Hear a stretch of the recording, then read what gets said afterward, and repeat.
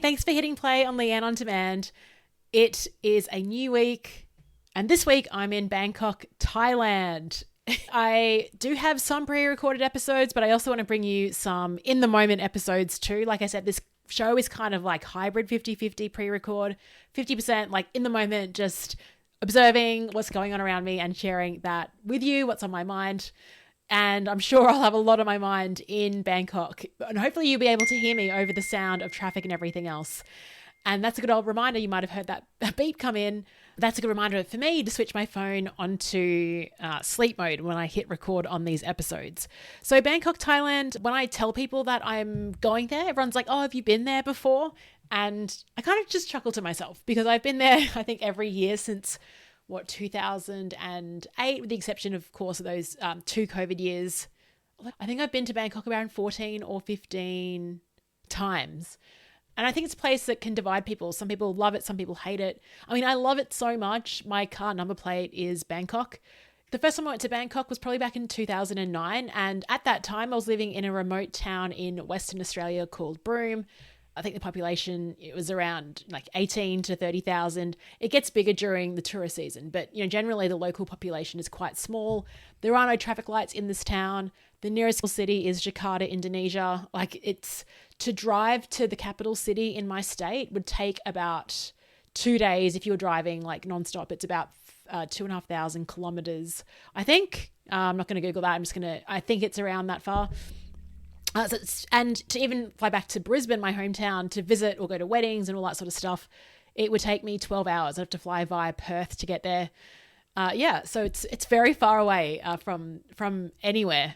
And because I was living in such isolation, then going to Bangkok was a massive treat because there were Lamborghini in shopping centres, the amount of shopping and everything else. And I think that kind of set the stage for just falling in love with this city. And I'm going to share a few reasons why. I've actually got, I think, 12 here. 12 reasons why I love it. And I'm so curious to hear from you. Like, have you traveled to Bangkok? What did you think? A lot of people kind of go there on a stopover and they're a bit put off by the traffic. And I get that. And we were very lucky back in 2009. I had some very good friends that lived in Bangkok. So shout out to Lee and Maddie. So they were expats and they would just show us all the good places, how to really experience Bangkok. And I think that's sort of what you need to get the vibe of what the place is around. So reasons why I love Bangkok. Number one, this is more an idea than an actual specific reason, but the idea is if you can't get it in Bangkok, it doesn't exist. And that's why, going from isolated Broome, traveling to Bangkok to a place where there's like infinite, like there's the shopping, like anything you want, you can get there. I love it for that reason. Like I said before, Lamborghinis in the shopping center. That was the first time I went to a Hello Kitty cafe. Now, I actually saw one in Vegas. I'm not a Hello Kitty fan, but it's like they've got they've got these niche cafes. I went to one of the cafes where you could pat meerkats. It was a meerkat cafe. They also had like really adorable dogs and cats. And yes, they were treated well, by the way. So it's just a place of randomness. And that's kind of what I like. And I think the other reason, so a lot of people, when I drive my car and I park up, they approach me and like, hey, what's like the go with your number plate? Are you Thai? And no, I'm not. And it really depends on who's asking me the question. Sometimes I usually just answer, oh, I really love the city. I've been there like 15 times. But the other sort of real reason is that it's a city that I guess reflects who I am. I don't know how Bangkok actually operates, but it seems to work. And I think that's my way of doing things. When I did the StrengthsFinder tool, like years ago, the Gallup StrengthsFinder tool, it actually said in my report, because my number one skill is ideation, it says, don't show people your process. And I think that's the same with Bangkok. It's somehow, with all the craziness and all the bustle and everything else, the city does seem to work. And I resonate with that kind of, I'm drawn to that. So that's reason number one. If you can't get it in Bangkok, it doesn't exist. Number two is this service. And I think this goes across Thailand, to be honest. It's a level of service. I'm pretty impatient. I don't like annoying workflows and things like that. In Bangkok, you go to check in, you go to a restaurant. It's immediate. They're topping up your drink before your drink is empty. What I actually like about the service, and I'm going to create a bit of controversy here, but when you're going out for a meal, if you're like, say you're dining with 5 other people, if your specific meal is ready, they'll just give it to you. They don't wait for the others to get their meals. I actually like that. I don't mind that we have offbeat dining together. I like that when the food's ready, they bring it out when it's hot and and it's okay to eat it. And usually when you eat in Bangkok anyway, instead of having like a main meal, you're sharing meals with everyone else. My friend Sean D'Souza, he has a podcast, The 3-Month Vacation. I'll never forget, I was in Auckland catching up with him early February last year. And he said, with all these problems in the world and all this fighting and conflict, he goes, if I was in charge of fixing this, the first thing I'd say to everyone is that we have to start eating meals together, sharing meals, not having an individual plate. I think that's such a great pragmatic idea. I think it's very true in collective cultures. The first thing you do is like you share bread, like you have a meal together.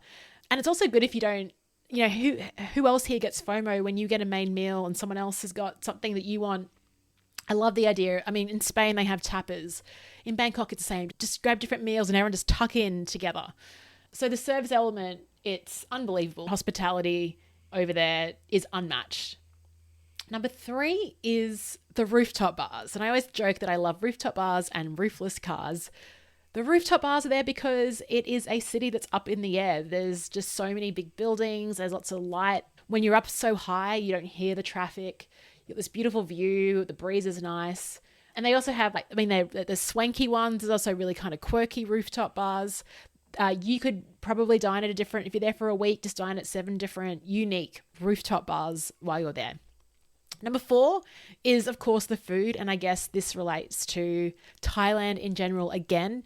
The food, first of all, the variety.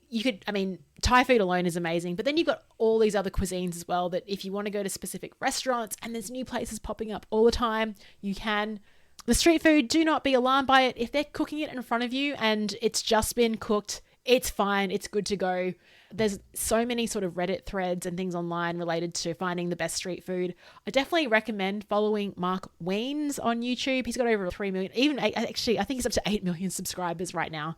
Mark Weens lives in Bangkok. He travels the world eating food. Has a lot of really great food reviews. In Thailand, we went to one of his restaurants that he highly recommends, a restaurant called Sui. And it's just like you're sitting on plastic chairs, no air conditioning, like really local. But the food is full of flavor. It's fresh. There's variety. Again, the service is unbelievable. And it's just on this like really quiet street. I love it. And super inexpensive. Yes. Love the food. Look at me. I'm just excited to be in this city. Number 5 is Lumphini Park. I shouldn't really compare it to Central Park in New York because it's definitely not as big, because you can run around it. I think when I run around it, I have to do 2 laps to get to 5 kilometers. So we're looking at like a 2.5K radius. But it is smack bang in the middle of Bangkok. My morning ritual is waking up, getting a Grab taxi into Lumphini Park, going for a couple of loops around. I love everything about this morning ritual over there. They have these monitor lizards there that are absolutely huge. They look like dinosaurs. And they just hang out around the lake at Lumphini Park. You might have to avoid them. Like they're there. There's also cats, so many different cats that just hang out in Lumphini Park. But people watching is great. So this run, it's not even about the run, actually. It's about just observing what's going on that day. And every year I've been back, I actually still see the same like old friends hanging out, people doing Tai Chi in the park. What I love about it the most, all of these elderly people that are working out, that are walking, that are being social so early in the morning. I wish we had that equivalent in Australia. We tend to go to gyms and kind of not hang out in the outdoors or have a central meeting place. But over there, it's a real community feel. You can't really go anywhere else for that outdoor vibe in Bangkok. They have these aerobics classes anyone can just join. And people are dancing. Then I have, at the end of this, I have a guava juice, which has like a ton of sugar in it. But it's just so refreshing. The humidity is usually pretty high. Temperatures are pretty high over there. So yeah, I love kicking off that day with a run at Lumphini Park, then heading back to the hotel, having a shower, jumping in the pool, and then having this amazing breakfast that just sets me up for a big day. I probably don't even need to eat food until I'll probably snack in the afternoon or try some like fun snacks out. They've got amazing bakeries in the shopping malls, and then sort of wait for rooftop drinks and dinner to follow. The hotel, number 6. This is another attraction, and it's definitely not the best hotel in Bangkok, but every time I go to Bangkok, I stay there. It's called the Pathawan Princess. It is a 5-star hotel connected to the MBK shopping center. And that's why I love it. The proximity to that shopping center, the proximity to the BTS, which is like the metro. But that hotel, it's great. The gym, it's called the Olympic Club. It's huge. You can get personal trainers down there. They've got sauna, steam rooms. The swimming pool itself is, I'd say it's maybe at least 30 meters long. Really easy to get taxis, grab taxis, anything you need in terms of transport out there. Security is good. But the fact that you don't have to leave your hotel and you're connected into an 8th level shopping mall is amazing. The mall itself is okay. Like there's a few places within that mall, MBK, that I like. But I think it's more of a sense of familiarity and knowing my bearings. So yeah, recommend Pathwan Princess as a good sort of mid-range option. I think rooms in Australian dollars are around $200 a night.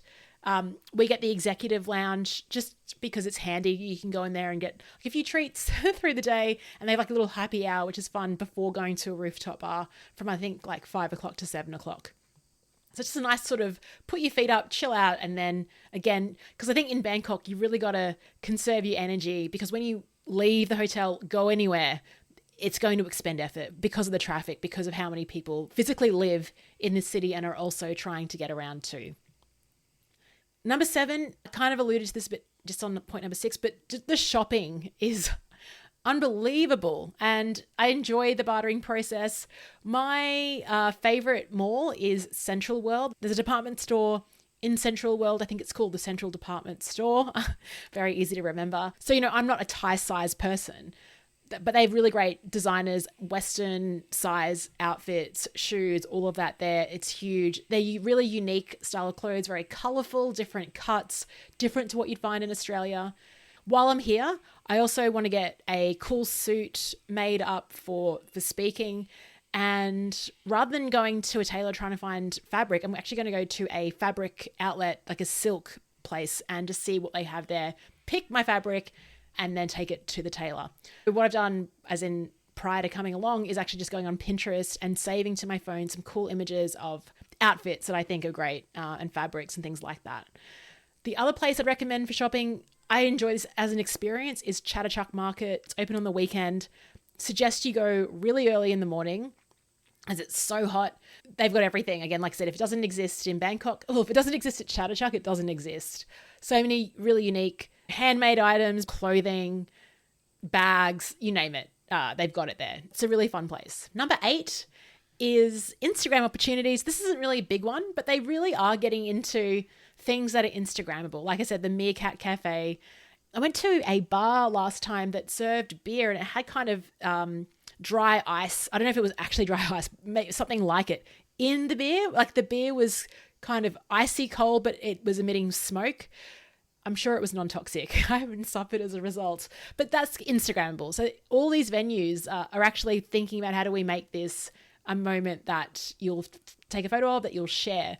And if you go onto TikTok, you'll see endless examples of businesses really trying to bring in the Instagrammable element to create word of mouth. So it's good for that inspiration too. And as I travel here, I'm keen to just sort of share what they're doing, and maybe that can inspire you for your business as well. Number 9, I'm actually going to call this because I've actually spoken about a few of these already. So number 9 is foot massages at airports, but more broadly than massages. But I do want to get specific. How I just love getting foot massages at airports. It's such a luxury, and these are not expensive massages. I think they're like $20 for an hour, and just having that luxury while you're traveling. I like to get to airports early. I've never missed a flight in my life. And I don't mind, reading and doing things like that, or, having a meal, but getting a massage while you're waiting for a flight, I think is the ultimate indulgence. I did read an article earlier this year. There's been warnings around massages and people that have actually died from having their neck cracked and things like that. I've never, again, had that experience of someone cracking my neck. I mean, be wary, tell them beforehand, do not touch my neck. But overall, the Thai experiences of massage, they're outstanding. And I want to go every day. I don't think that's good for my body. Every couple of days, I definitely will get a massage over there and just feel super limber, and really just makes it feel like a real holiday. And there's budget places, and there's luxe salons with the whole 9 yards, but you get to pick and you get to have that variety on your vacation. I think up to number 10, cheap laundry. You go through the laundry really quick, especially if you're going outdoors because of the heat. And it's nice to know that, all right, like the clothes come back. I think we spend $5 getting clothes washed, ironed, and they just come back so beautiful, smelling fresh. Turnaround time is just overnight. So don't get your hotel to do your laundry. Like find a place on Google. I think even Grab taxis now have a service that you can use where someone will come to your hotel, pick up your laundry and also deliver it back. This is what I mean by the whole evolution of like service linked in with the hospitality and the technology and the ease. So yes, Bangkok is annoying because of the traffic, but there's things you can do to mitigate against that and use these services to make your stay enjoyable. I have no doubt that while I'm here, I'm going to be finding even more things that I love about the place. So I'm looking forward to sharing that with you. Also heading to Krabi, which is southern Thailand and more beach-like, so less city, more into the beach. Let me know what your tips are if you have any, if you traveled here, or if you'd like to hear anything specific around traveling in Thailand. Thanks so much for listening and chat to you tomorrow.